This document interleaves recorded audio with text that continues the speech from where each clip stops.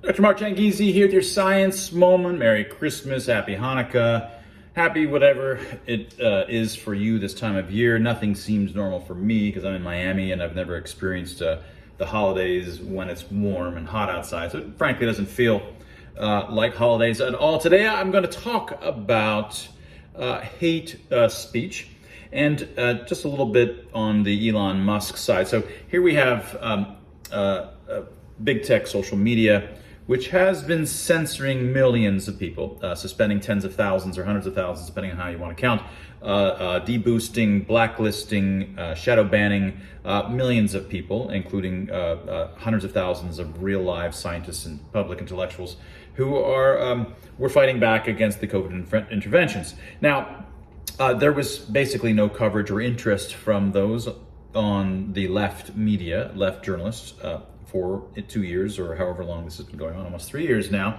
No interest at all in this kind of censorship. So now that Elon Musk spends $44 billion, buys Twitter, starts to allow for the last couple months us to say what we want. We're not really worried about being suspended or censored anymore by virtue of the things that we say. Of course, he hasn't brought us mostly back. There's a few people, high-profile folks that have been brought back more and more each week, and so the hope is that eventually all of us are both brought back from permanent suspension as well as unshadow banned and unsensitive contented and so forth, and that hasn't fully happened yet. But there's been a variety of releases of information showing the degree to which the federal government has been working with Twitter and other social media, working in collusion together, which is exactly what our lawsuit is about. Our First Amendment lawsuit is about showing exactly the extent to which the federal government has been working with social media to censor its opponents. Now, this has been not covered at all still. So now there's the evidence there that you can imagine the journalists could have said, hey, it's great that supposedly these people are censored, but we don't really have good evidence that it's happening. And anyway, it's a private company, so we don't care. But now it's clear the federal government has been coordinating this. This is one of the biggest stories of our generation in terms of violation of the First Amendment, and there is effectively no coverage in the mainstream media. Now, what is being covered in the mainstream media?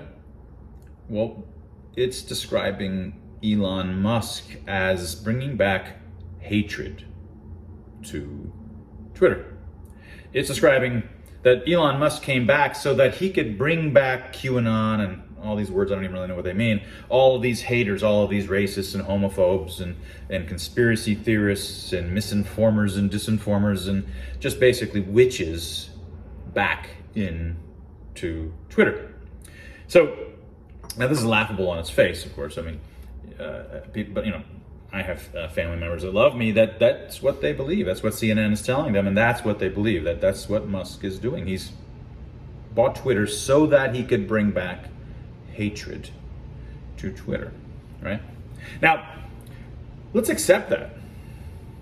Let's suppose that, in fact, that's all that's happening. Everybody that wants to come back, everybody that he's letting back in, including me, is there because we want to hate on others. That's really why we're there.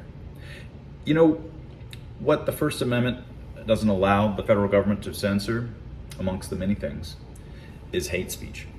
Hate speech is not a counterexample to what the First Amendment applies to.